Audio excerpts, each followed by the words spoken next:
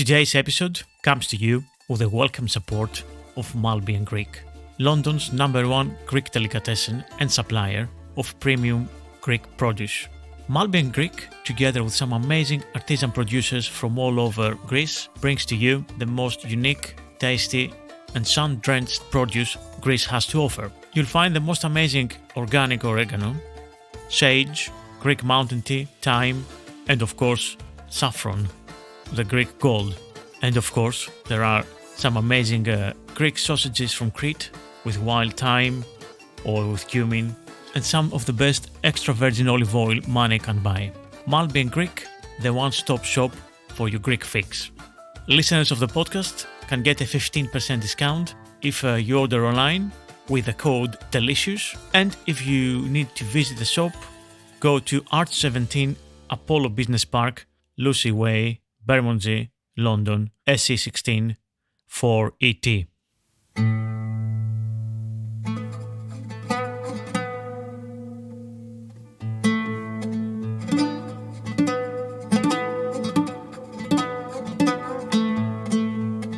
Hello, welcome back to another archaeogastronomical adventure with me, Thomas Dinas.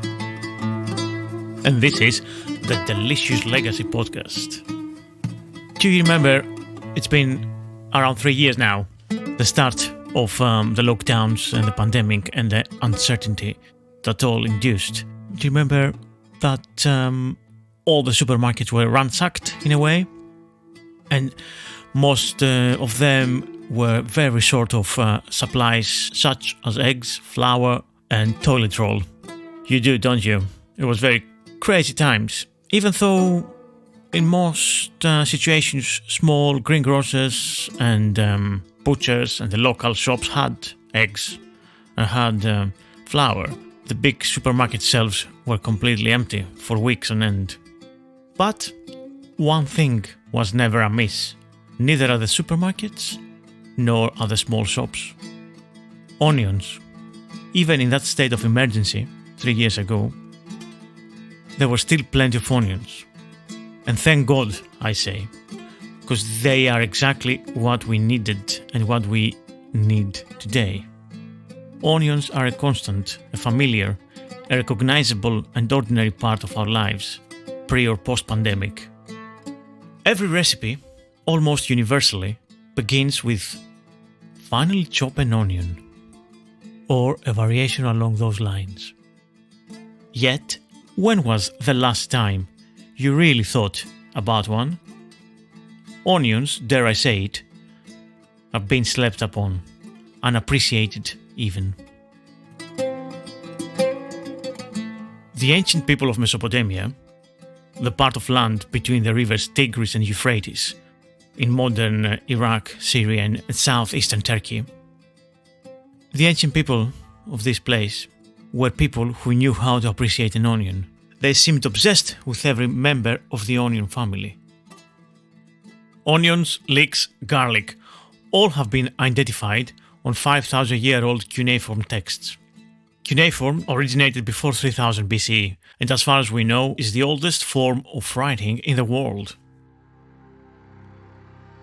The word itself, cuneiform, means wedge-shaped and refers to the shape made each time a scribe put the stylus to clay. The two main languages written in cuneiform are Sumerian and Akkadian. Anyway, from these writings, we deciphered that onions were supplied as rations to farmers and cooks along with beer, bread and oil. The basic stuff, really. The importance of onions at the time can be seen in many different ways. They were also issued for the king's meals, as certain kings complained about the lack of them in some royal correspondence, or were listed as food items, for example as provisions for Assurbanipal's feasts. In the texts, these were described as the pungent garden plants. Also importantly, aside from issues in royal correspondence, there were also remedies that cured a host of different illnesses in a variety of ways, either with indirect methods, like exorcising the demon from the body. We're talking about 5,000 years ago, so the medical science was quite different from today. so exorcising the demon from the body. For example, the peeling of an onion and throwing one peel after the other into the fire, to the accompaniment of incantations, emphasizing the hope that, as one peel after the other is consumed in the fire, and the onions will never take root or blossom again, so the demon might never reappear.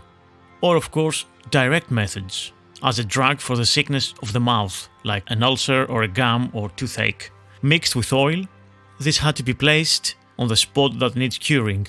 Other medical advice from ancient Mesopotamia included for the sick in cases of indigestion, in which the stomach refuses to retain food. The patient is to abstain from onions and leeks. An onion is not expensive or seasonal. It cannot be claimed by one single culture. Turkish, French, Spanish, Greek, Indian, Chinese, Thai or Mexican cuisine all start with some sort of fried onion garlic axis, or a variation on the theme. All down-to-earth, cheap, humble, village cooking and recipes have onions. Some pulses perhaps, a handful of tomatoes even, and rice. We not merely survived on onions, we've built civilizations gorging on them. From the workers at the pyramids in ancient Egypt who ate onions, radishes, bread and beer 4,500 years ago, to the Greek Olympians of classical Greece who ate onions in every guise and form for their health benefits. They consumed pounds and pounds of raw onions, drank onion juice and rubbed them on their bodies. They were perceived by the ancients as a miraculous bulb believed to be beneficial for lightening the balance of the blood. Athletes and workers ate it frequently, in large amounts. In the time of Roman Empire, the author and naturalist Pliny the Elder believed that they healed sores, vision problems, toothaches, and dysentery. The cultivated onion is employed for the cure of dimness of sight, the patient being made to smell at it till tears come into the eyes. It is still better even if the eyes are rubbed with the juice. It is said too that onions are soporific, and that they are a cure for ulcerations of the mouth if chewed with bread. Fresh onions in vinegar, applied topically, or dried onions with wine and honey are good for the bites of dogs. Care being taken not to remove the bandage till the end of a couple of days. Applied too in the same way, they are good for healing exorations. Roasted in hot ashes, many persons have applied them topically with barley meal for defluxions of the eyes and ulcerations of the genitals. The juice too is employed as an ointment for sore eyes. And Pliny says on the varieties of onion, garlic and onions are invoked by the Egyptians when taking an oath in the number of their deities. The Greeks have many varieties of the onion, the Sardian onion, the Samothracian onion, the Alcidanian, the Setanian, the Schistan, the Ascalonian, so called from Ascalon, a city in Judea. They have, all of them, a pungent smell, which draws tears from the eyes, those of Cyprus, more particularly, and those of Cnidos, the least of all. In all of them, the body is composed of a cartilage of unctuous nature. The variety known as Setanian is the smallest of them, with the exception of the Tuscalan onion, but it is sweet to the taste. The Schistan and the Ascalonian are used for storing. The Schistan onion is left during the winter with the leaves on. In the spring, it is stripped of them, upon which offsets make their appearance at the same divisions as the leaves. It is to this circumstance that this variety owes its name, taking the hint from the fact it is recommended to strip the other kinds of their leaves to make the bulb all the better, instead of running to seed. The Ascalonian onion is of a peculiar nature, being barren in some measure in the root. Hence it is that the Greeks have recommended it to be reproduced from seed and not from roots. The transplanting too, they say, should be done later in the spring, at the time the plant germinates, the result being that it bulbs with all the greater rapidity and hastens, as it were, to make up for lost time. Great dispatch, however, is requisite in taking it up, for when ripe it rots with the greatest rapidity. If propagated from roots, It throws a long stalk, running rapidly to seed, and dies. There are considerable differences too in the color of the onion. The whitest of all are those grown at Issus and Sardis. The onion too of Crete are held in high esteem, but there is some doubt whether they are not the same as the Ascalonian variety. For when grown from seed, they produce a fine bulb, but when planted, they throw out a long stalk and run to seed. In fact, they differ from Ascalonian only in the sweetness of their flavor. Among Rome, there are two principal varieties known of the onion: the scallion, employed for seasonings, known to the Greeks by the name of gythion, and by us as palakana. It is sown in March, April and May. The other kind is the bulbed or headed onion. It is sown after autumnal equinox, or else after the west winds have begun to prevail. The varieties of this last kind ranged according to the relative degrees of pungency, and are the African onion, the Gallic, the Tusculan, the Ascalonian, the Amiternian. The roundest in shape are the best. The red onion too is more pungent than the white, the stored than the fresh, the raw than the cooked, and the dried than the preserved. The onion of Amiternum is cultivated in cold, humid localities, and is the only one that is reproduced from heads, like garlic. The other kinds grow from seed. This last kind yields no seed in the ensuing summer, but a bulb only, which dries and keeps.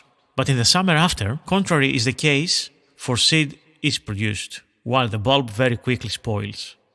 Hence it is that every year there are two separate sowings, one of seed for the reproduction of bulbs and one of bulbs for the growth of seeds. This onion keeps best in chaff. The scallion has hardly any bulb at all, but a long neck only. Hence it is nothing but leaf, and is often cut down like a leek. For this reason too, like the leek, it is grown from seed and not from plants. In addition to these particulars, it is recommended that the ground intended for sowing onions should be turned up 3 times. Care be taken to remove all roots and weeds. 10 pounds of seed in the proper proportion for an eugerum. Savory too, they say, should be mixed with them, the onions being all the finer for it. The ground, too, should be stabbed and hoed 4 times at least, if not more often. In Italy, the Ascalonian onion is sown in the month of February. The seeds of the onion is gathered when it begins to turn black, and before it becomes dry and shriveled. In order to firm up their muscles, Roman gladiators were rubbed down with onion. Extreme measures, one might say, but wait until you hear about the ancient Egyptians again, who worshipped the onion bulb. They believed its concentric rings and spherical form are symbols of eternal life. They were even used as part of Egyptian burials, and Ramesses IV found with traces of onions in his eye sockets. Why did onions went on to conquer the rest of the world? Perhaps because of their ease of cultivation, the plentiful supply, and the long-lasting properties of the bulbs, which meant they could be transported far away or eaten when other crops weren't available or have failed. Of course, in ancient Mediterranean, onions were used mainly as food item and to satiate one's hunger. Peasants and farmers of ancient Greece, when working in the fields, ate a simple breakfast of barley bread, raw onions, and wine mixed with water. Hard cheese, onions, and garlic was the traditional soldier's fare. If we exempt peacock's brains and flamingo's tongues, the extravagant and extreme delicacies of the decadent ancient Roman aristocracy, the staples of ancient Greece and Rome were alliums and pulses. For example, lentils and chickpeas were an abundant, cheap source of calories for the common man. Even the politician Cicero, his name alludes to the resemblance of his nose to a chickpea. Or so the legend goes. In reality, the truth has to do probably with the fact that his ancestors and his family owned large farms with chickpeas. Anyway, to make these pulses more interesting, people used a lot of onions and garlic and shallots and spring onions and leeks and so on. There's a recipe for an ancient Roman pottage of the 1st century CE, guess where from the book of Apicius, of course, which is named conchincla, which means something like boiled bean, which instructs the reader to take a clay pot, some beans or some peas, chopped sausages, pork forcemeat and a pork shoulder, dried onion, dill, oregano, lavage, fish sauce, wine and black pepper, and cook it over a gentle fire so that it comes to the heat and serve. A dish that Romans of all social strata ate, a dinner for laborers, slaves, or one of the many small dishes of a feast for the aristocracy. A stew of boiled beans with pork and onion that is not so alien to the modern cook as well, resembling some sort of a cassoulet or a bean stew from Italy or Spain. A more extravagant dish is an oven roasted, salted piglet with onions.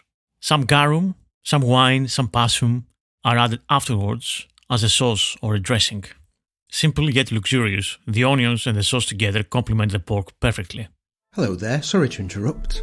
My name's Dr. Neil Buttery and I'm host of the British Food History Podcast, a podcast that you, as a fan of the delicious legacy, might be interested in. I explore British food and its history in all its glory, with interviews with special guests, recipes, reenactments, and tracking down forgotten recipes and hyper-regional specialities. Previous topics include medieval eels, 18th century dining, curry, London street food sellers, breakfast, and the good old Yorkshire pudding. Search for the British Food History Podcast wherever you get your podcasts. And now, back to the delicious legacy. Cheers! You see, the humble onion is so versatile. It is the base on which the tastiest of the recipes are built upon. From intense and spicy raw onion to a savoury one in stews, all the way to caramelized ones that can bring the best out of spicy food or piquant cheese. Onions have the capacity to transform mild and neutral dishes to a flavorful kitchen creation. Really slow cooked onions is the base for the mother of all onion dishes, the French onion soup. Or a great dish from the Manin Peninsula in southern Greece in Peloponnese, near Sparta, which is not celebrated enough in my opinion, is a chicken cooked with onions so slowly that they disintegrate in their own juices. Then, when the chicken is done, crumbled feta cheese is added. And that's it. That's all. The end result is a dish with an extremely complex taste profile. Onions are also the base for the best pizza in the world, pizza saladiere. Onions are also great pickled, part of the classic liver and onion dish, and of course they're equal to the meat in a glorious Greek dish called stifado, a rich rabbit stew with whole small onions, tomato sauce, olive oil, wine and spices. Lord, praise the onion. Is there anything that compares to the smell of finely chopped, sautéed onions in butter or oil emanating from the kitchen, slowly spreading to the rest of the house, enough to remind you that you're actually hungry? The whiff tingling your nostrils and lifting you up, floating almost in a Looney Tunes cartoon style, in a way that takes you to the kitchen to satisfy your curiosity of what's for dinner. Well, at least that's what's happening with me when I was a child. In a way, it's the smell of childhood. I don't know about you, but it does form part of my memory cache of things that make childhood always seem so idyllic. It's the sort of nostalgic, sweet memory that lingers for years and years after you moved out of your parents' house.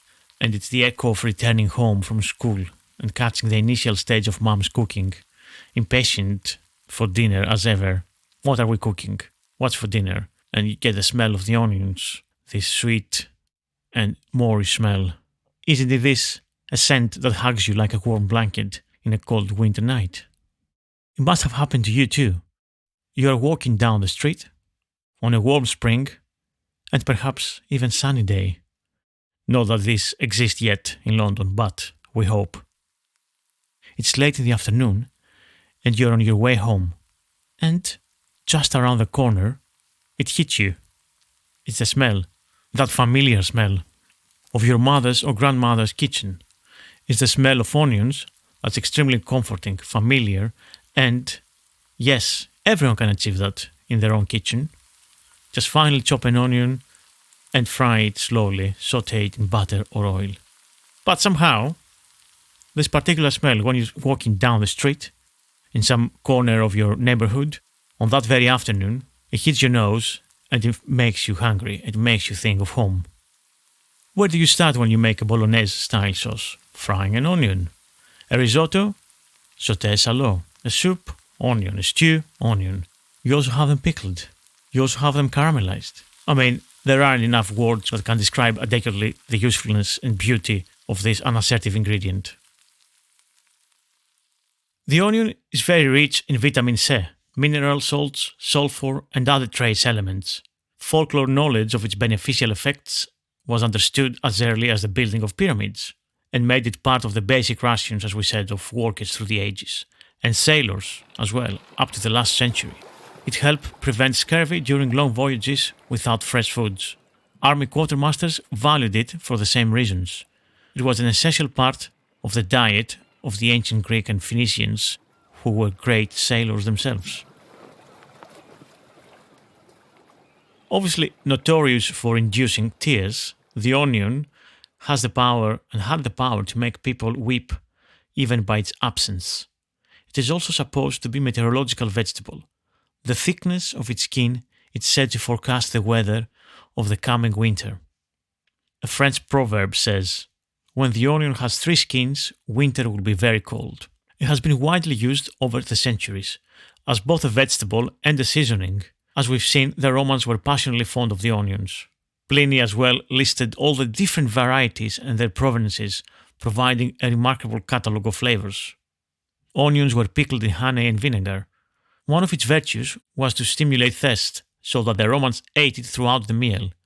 Later, the Franks adopted the same custom, and they are said to have eaten onions as avidly as they drained tankards of beer. The Allium genus includes onions and leeks, as well as shallots and garlic, and so on.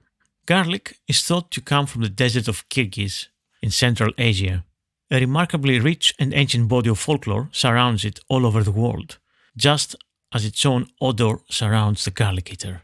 This is largely due to the antiseptic and stimulating qualities. Despite its well-attested virtues, garlic also has its enemies. As we know, a number of people dislike it. The priestesses of Cybele forbade entrance to their temple in Rome to anyone who had just been eating garlic, perhaps for some magical reasons, but also maybe because of the breath. We will never know. The Byzantines used it lavishly in their cooking, and would even eat it on its own when it was young and tender, roasted in the oven and then crushed with olive oil and salt. A delicious dish, which turns up again in modern Spain.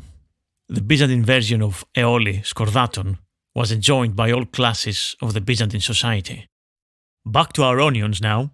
There's a text and a recipe for this humble bulb that implies more romantic endeavors that perhaps are associated with other sexier food items.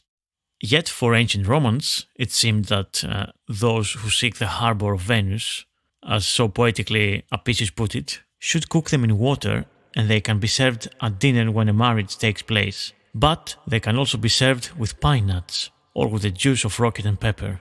Boil the bulbs and press them into a porridge pan. Put in thyme, oregano, honey, vinegar, defrutum, dates, liquamen, and a little oil. Sprinkle with pepper and serve. So my modern version of this is in an oven-proof dish. Put peeled whole shallots and small red onions. Sprinkle with little salt and olive oil. Then place the dish in a preheated oven at 100 degrees Celsius. Roast for 10 minutes, and while this is happening, in a small saucepan, pour a spoonful of honey, 2 tablespoons of red wine vinegar, and a handful of chopped dates, a tablespoon of fish sauce, some sweet red wine or port, a little oil, chopped fresh thyme and fresh oregano. Mix, bring to the boil and let it reduce a little. Sprinkle with black pepper and pour all over the onions in the oven. Let it roast for about 30 minutes and get it all sticky, and the onions have almost some burnt edges and nice brown color on top. The dressing? It is now reduced into a syrup-like substance.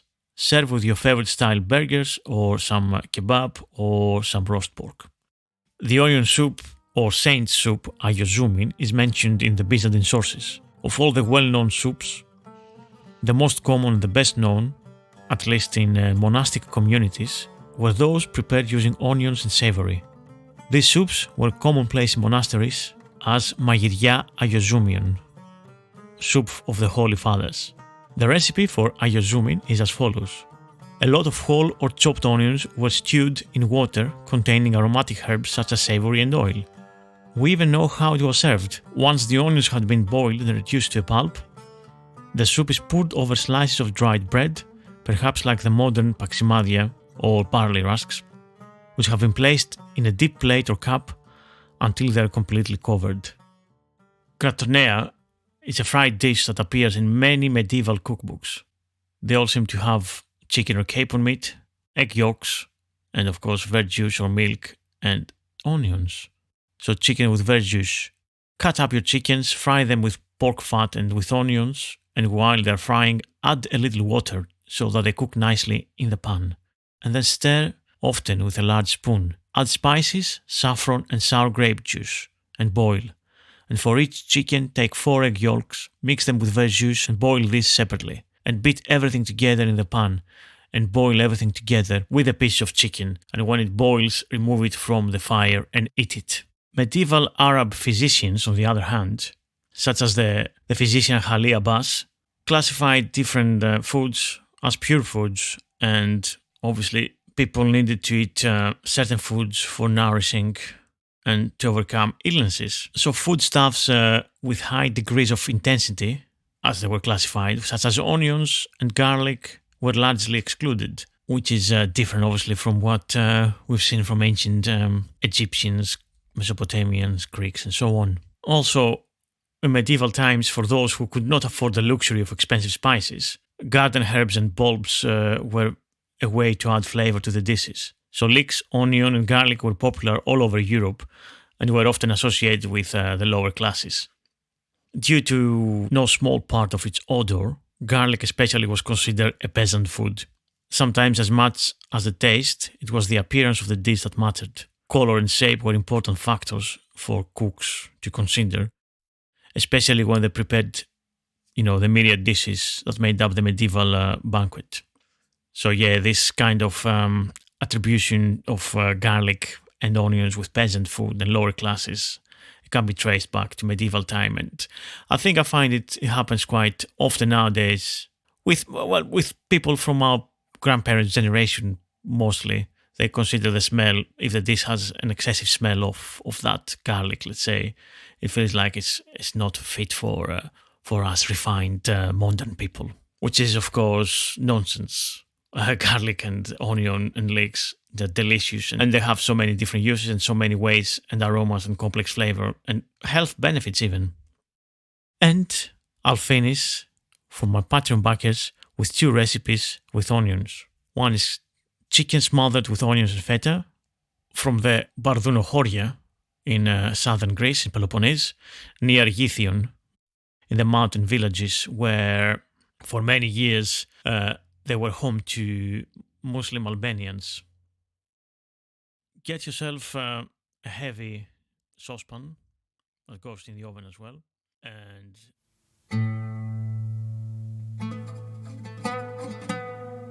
and this is it. This is my short elegy for the humble onion and all the alliums. My name is Thom Dinas, and this was the Delicious Legacy Podcast. Hope I see you soon. Remember, you can find the podcast on YouTube, Spotify, Acast, Amazon, and wherever else you get your podcasts from. Sign, subscribe, and review the podcast. And if you liked it, please share it with your friends and family. Remember, if you want the podcast ad-free, earlier, and with extra content, to subscribe on my Patreon for $3 a month. Have a good weekend. See you soon.